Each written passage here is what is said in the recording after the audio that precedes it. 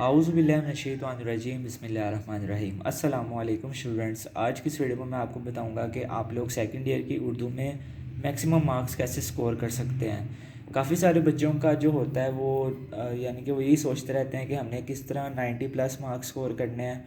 तो उर्दू में आपके पूरे नंबर तो किसी के भी नहीं आते, आपके 90 प्लस मार्क्स भी आ सकते हैं और मैक्सिमम जो टॉपर्स के मार्क्स होते हैं वो 92 और 94 तक उर्दू में चले जाते हैं। तो आज की इस वीडियो में मैं आपके साथ कुछ टिप्स एंड ट्रिक्स शेयर करूंगा कि आपने अपने पेपर की प्रेजेंटेशन कैसे करनी है कि आप लोग इजीली 80 प्लस मार्क्स ले सकते हैं। अगर आपकी प्रेजेंटेशन अच्छी है, आपकी सेल्फ राइटिंग अच्छी है, तो आप लोग इजीली उर्दू में सेकंड ईयर की उर्दू है जो उसमें आप 90 प्लस ले सकते हैं। ठीक है, तो फर्स्ट ऑफ़ ऑल आपके पास जो क्वेश्चन आना है वो आपके पास नज़म के अशार की तशरीह आती है, फिर उसके बाद गज़ल के अशार की तशरीह आती है। इसी तरह आपने हेडिंग्स देनी है। सबसे पहले आपने इंशाइया तर्ज की हेडिंग देनी है, उसके बाद हिस्सा अव्वल की हेडिंग देनी है। सवाल नंबर 2 आपके पास नज़म की अशार की तशरीह और गज़ल के अशार की तशरीह आती है। पहले आपने नज़म के अशार की तशरीह करनी है। अब बहुत सारे बच्चे मुझे मैसेज करके और व्हाट्सएप पे भी पूछते हैं कि सर हमने नज़म के अशार की तशरीह इकट्ठी करनी है कि अलग-अलग करनी है। तो इस बात को अपने जहन में बिठा लें कि आपने नज़म के अशार की तशरीह हमेशा इकट्ठी करनी होती है और जो गज़ल की अशार की तशरीह होती है उसमें हर इशार का अलहदा मीनिंग होता है, अलहदा तशरीह होती है, तो आपने सबकी सेपरेट करनी है। ठीक हो गया। तो जो जो चीज़ें आपको बता रहा हूँ अपने माइंड में अपने लाजमी बिठा लेनी है। जब भी उर्दू का पेपर आना है आपने इन बातों को अपने जहन में लाजमी रखना है। उसके बाद आपने इसी तरह आपकी जो शेर है नज़म का, उसको आपने पूरा पूरा नहीं लिखना, आगे आप लोग इस तरह हाईलाइट करके उसको पूरा कर सकते हैं। इसमें नज़म के नाम का आपके पास 1 नंबर होता है और शायर के नाम का 1 नंबर होता है। बाकी 8 नंबर जो होते हैं वो आपके पास तशरीह के होते हैं।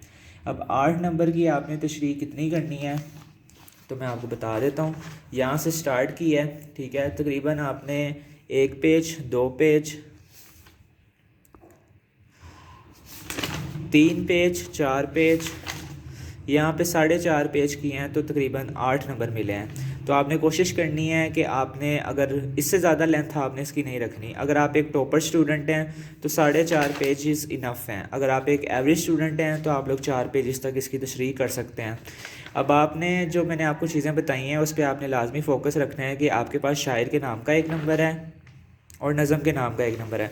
बाकी 8 नंबर की जो है वो आपने तशरीह करनी है। इसकी लेंथ आप लोग 4 से 4.5 पेजेस रख सकते हैं, जितनी आप लोग इजीली इसको टाइम में मैनेजमेंट। आपने हाथ में वॉच लाजमी पहन के जानी है उर्दू के पेपर में, ताकि जब भी आपका पेपर आए आपके सामने आप लोग जो भी क्वेश्चन कर रहे हैं आपने उसको टाइम में रहकर, लिमिट में रहकर करना है।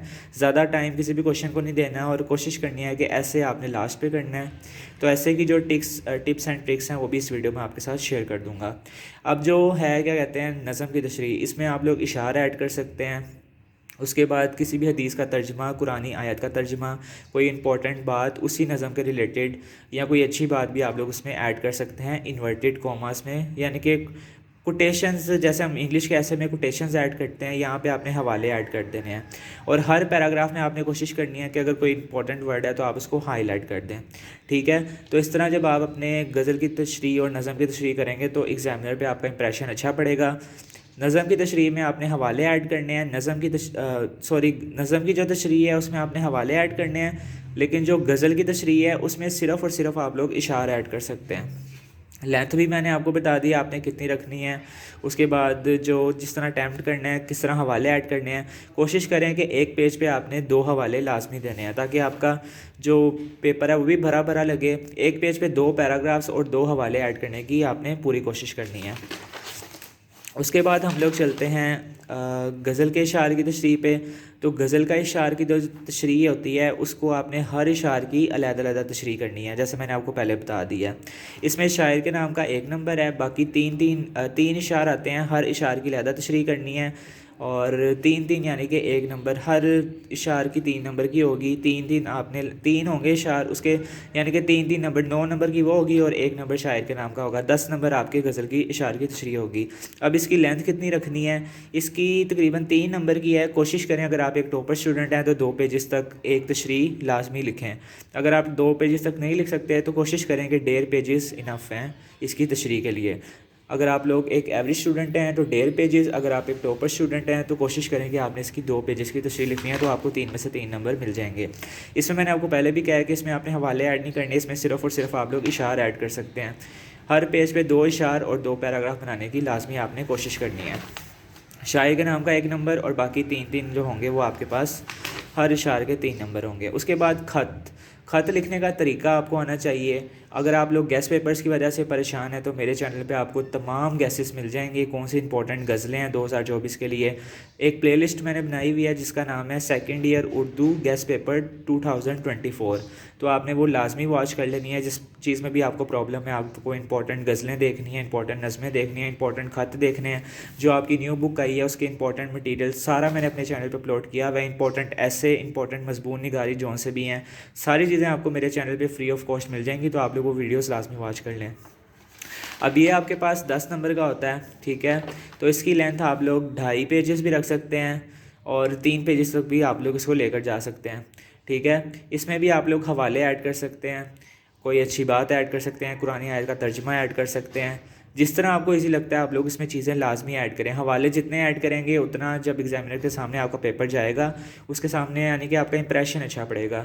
जितनी चीज़ें आप लोग नीट करके लिखेंगे, प्रेजेंटेशन उर्दू में आपकी मैटर करती है, लेंथ भी मैटर करती है, उसके बाद जो चीज़ें हैं वो आपका राइटिंग भी मैटर करती है। तो आपने कोशिश करनी है कि हेडिंग्स आपने इसी तरह, जैसे ये पेपर सोल्व हुआ, इसको अगर इससे मज़ीद बेहतर राइटिंग में भी आप लोग लिख सकते हैं तो आपने लिखने की कोशिश करनी है। अब आपकी राइटिंग अच्छी नहीं है तो इसका मतलब ये नहीं है कि आपने अपना पेपर मतलब कि स्किप कर देना है। आपने हेडिंग्स हर चीज़ की बनानी है, हेडिंग मस्ट बनाए, बेशक आपकी राइटिंग जैसी भी है। राइटिंग ऐसे होनी चाहिए उर्दू के पेपर में कि पढ़ी जा सके। मतलब ये नहीं मैं कहता कि आपने टॉपर्स वाली राइटिंग या आपने उर्दू 604 या 605 या कट मार्कर या कट पेन से आपने ऐसा लिखना है कि एग्जामिनर पे आपका बहुत ज़्यादा अच्छा इंप्रेशन पड़े। उर्दू में सिर्फ़ और सिर्फ इतना होना चाहिए कि आपकी राइटिंग जो आपने लिखा है वो समझ आनी चाहिए, और हेडिंग्स और जो ये क्या कहते हैं हवाले हैं उसको आपने 604 या 605 जिस पे आपका हाथ सही चलता है उसके साथ आपने हवाले ऐड करने हैं। अब 10 नंबर का आपके पास है तो इसका तरीका जो आपकी न्यू बुक में है वो आपने देख लेना है। अगर अभी तक आपने ख़त लिखने का आपको तरीका नहीं आता तो मैंने अपने चैनल पर वीडियो अपलोड की हुई है, वो भी आपने प्लेलिस्ट में जाके लाजमी वॉच कर लेनी है। उसके बाद आपके पास इसकी लेंथ जो है वो 2.5 से 3 पेजेस आप लोग लेकर जा सकते हैं क्या कहते हैं ख़त की। उसके बाद आपके पास सवाल नंबर 5 आता है नज़म का खुलासा। नज़म के खुलासे में भी बहुत सारे बच्चों को प्रॉब्लम होती है, तो इसमें आपके पास जो नंबर है ना वो सिर्फ़ और सिर्फ आपके क्या कहते हैं, इसमें ना तो शायर का नाम लिखना है और ना ही नज़म का नाम लिखना है, सिर्फ आपने इसकी खुलासा लिखना है। 2 पैराग्राफ्स बना सकते हैं, 8 लाइंस के इनफ होंगे। 8 लाइंस के 2 पैराग्राफ्स बनाएंगे और इसमें जो इंपॉर्टेंट वर्ड्स हैं वो आपने हाईलाइट कर देने हैं, तो आपके 5 में से 5 नंबर इसमें ईजिली आ जाते हैं। और कोशिश करें जो आपकी गाइड में दिया हुआ है अजीम की वही आपने वर्ड टू वर्ड अगर लिखेंगे तो आपको 5 में से 5 नंबर मिल जाएंगे। यहाँ पे वर्ड टू वर्ड नहीं लिखा हुआ इस वजह से 3 नंबर एग्जामिनर ने दिए हैं। और उर्दू में एक चीज़ ये भी होती है कि एग्जामिनर के मूड पे भी डिपेंड करता है। इंग्लिश और उर्दू के पेपर में अगर तो उसका मूड अच्छा है तो आपको अच्छे खासे नंबर देगा, अगर उसका मूड नहीं अच्छा तो वो आपके क्रॉसेस भी लगा सकता है, क्योंकि आपको पता है कि पाकिस्तान का एजुकेशनल सिस्टम कैसा है। तो अगर आप लोगों को पेपर अच्छा हुआ है और अगर आपके नंबर अच्छे नहीं आए तो आपने लाजमी इसको रीचेक करवाना है। कुछ बच्चे रीचेक नहीं करवाते, रीचेक लाजमी करवाना चाहिए। अब जो इम्पोर्टेंट मैंने सियाक़ो सबा के तशरीह के लिए चैप्टर्स हैं इम्पोर्टेंट, यानी कि नज़म कह रहा हूँ, नज़म के खुलासे, सबक के खुलासे, इक़्तिबास की तशरीह के लिए जो इंपॉर्टेंट चैप्टर्स हैं वो गेस्ट पेपर आपको मेरे चैनल पे फ्री ऑफ कॉस्ट मिल जाएगा, वो लाजमी वॉच कर लेना। अगर आपको अभी भी मसला है कि आपने इक़्तिबास की तशरीह कौन से चैप्टर्स की करनी है और कौन से चैप्टर्स की ज़्यादा इंपॉर्टेंट है तो मैंने अपने चैनल पर बताया हुआ है, तो वो लाजमी आपने देख लेनी है एक दफ़ा। उसके बाद हमारे पास सवाल नंबर 3 होता है हवाला मतन की हेडिंग नहीं देनी। इसमें जो आपकी मार्क्स रिवीजन होती है, मैंने सारे क्वेश्चंस की आपको बताई है तो इसकी भी पहले बता देता हूँ। मुसन्निफ़ के नाम का 1 नंबर है, सबक के अनवान का 1 नंबर है। सिनफ़े नसर और खाका लिखेंगे तो एग्जामिनर पे अच्छा इंप्रेशन पड़ेगा, ठीक है। उसके बाद सियाक़ो सबाक़ के 3 नंबर हैं और बाकी जो नंबर हैं वो आपकी तशरीह के हैं, यानी कि 3, 4, 5 नंबर के ये है और बाकी 10 नंबर की आपकी तशरीह है। 15 नंबर का ये पोर्शन होता है, 2 पैराग्राफ्स आते हैं, कोई सी आपने एक इक़्तिबास की तशरीह करनी होती है।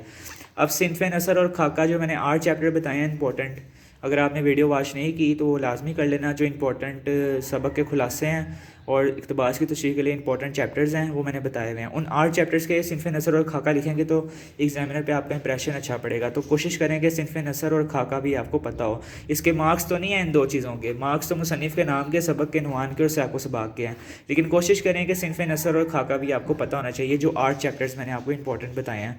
वैसे 10-15 चैप्टर हैं, अगर आप टॉपर स्टूडेंट हैं तो आपने सारा कुछ ही करके जाना है।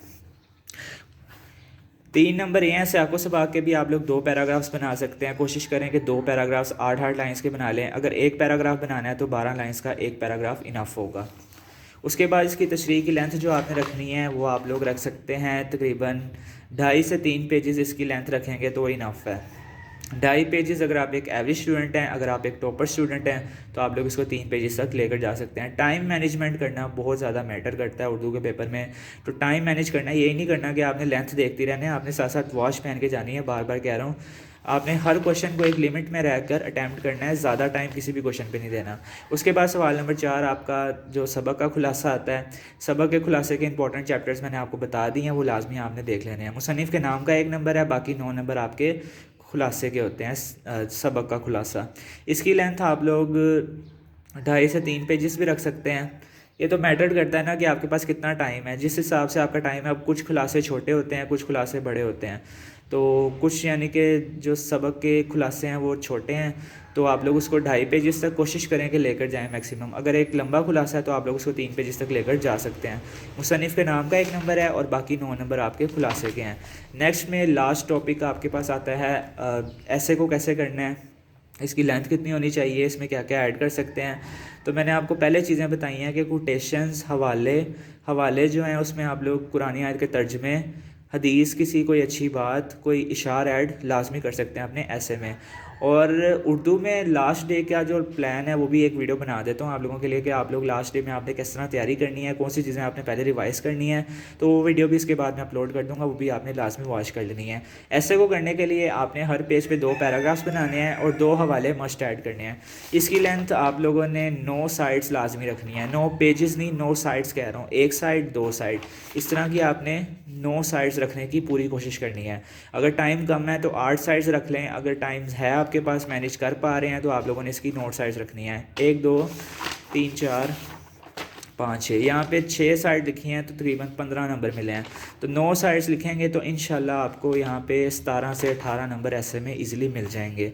हवाले लाजमी ऐड करने हैं, जिन चीज़ों मैंने आपको बताया। ख़त में, गज़ल की तशरीह में आपने सिर्फ वो ऐड करने हैं, क्या कहते हैं, इशारे ऐड करने हैं। नज़म की तशरीह में आप लोग हवाले ऐड कर सकते हैं, ख़त में हवाले ऐड कर सकते हैं।